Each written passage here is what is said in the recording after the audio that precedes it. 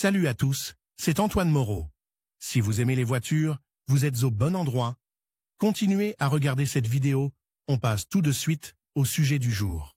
La Renault Logan utilise deux variantes de moteur, qui ne diffèrent que par leur volume utile de 1,4 et 1,6 litres. Les deux moteurs sont équipés d'un injecteur et sont assez fiables et sans prétention. Comme vous le savez, l'injection électronique de carburant, injecteur, utilise un certain nombre de capteurs qui sont responsables du fonctionnement de l'ensemble du moteur à combustion interne. Chaque moteur a sa propre température de fonctionnement qui doit être maintenue. Pour déterminer la température du liquide de refroidissement, on utilise un capteur spécial qui fait l'objet de l'article d'aujourd'hui. Cet article traite du capteur de température du liquide de refroidissement de la voiture Renault Logan, à savoir son objectif, fonction, son emplacement, les signes de défaillance, les moyens de remplacement et bien d'autres choses encore. Objectif du capteur.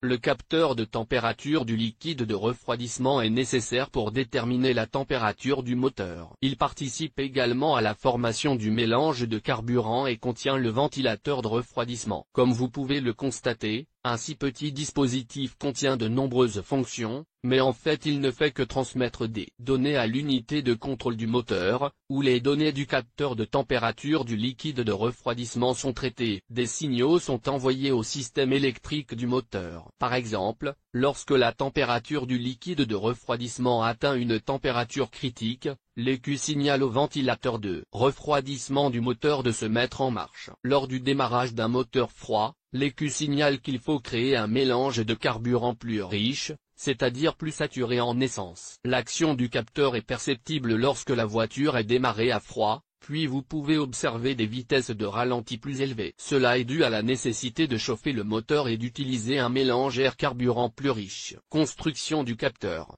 Le capteur est composé de plastique et de métal résistant à la chaleur, à l'intérieur duquel se trouve un thermocouple spécial qui modifie sa résistance lorsque la température change. Le capteur transmet à l'écu des valeurs en ohms, et l'écu traite déjà ces valeurs et reçoit la température du liquide de refroidissement. Vous trouverez ci-dessous une photo en coupe du capteur de température du liquide de refroidissement de la Renault Logan. Signe de dysfonctionnement. Si le capteur de température du liquide de refroidissement de votre véhicule est défectueux, vous pouvez ressentir les symptômes suivants. Le ventilateur de refroidissement du moteur ne fonctionne pas, le moteur ne démarre pas, qu'il soit chaud ou froid, une fumée noire s'échappe du tuyau d'échappement. La jauge de température du liquide de refroidissement ne s'affiche pas correctement. La pédale d'accélérateur doit être enfoncée lors du démarrage du moteur par temps froid. Si ce problème s'est produit sur votre véhicule, cela signifie que le capteur de température du liquide de refroidissement est défectueux. Emplacement. Situé dans le bloc moteur, la sonde de température de la Renault Logan est boulonnée au bloc cylindre. La meilleure façon d'y accéder est de retirer le couvercle du filtre à air. Contrôle.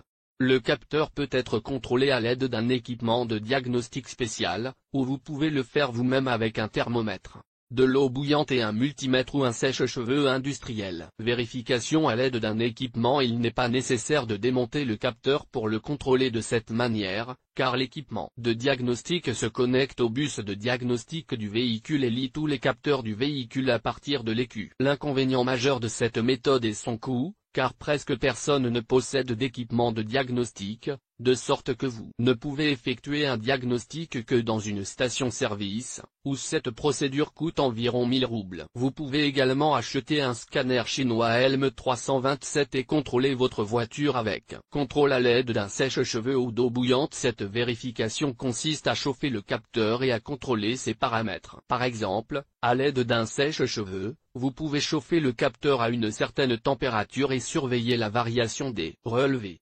Au moment du chauffage, le capteur doit être connecté à un multimètre. Il en va de même pour l'eau bouillante.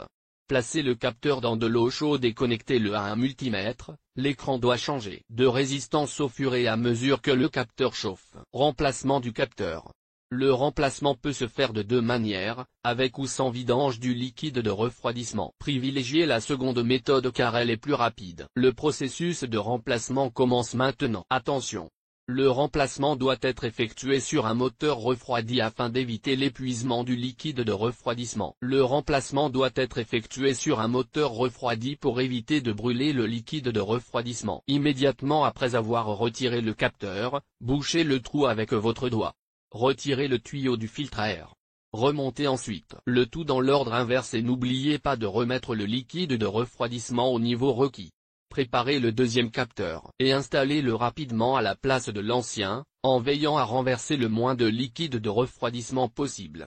Débranchez le connecteur du capteur. Dévissez le capteur à l'aide d'une clé à molette.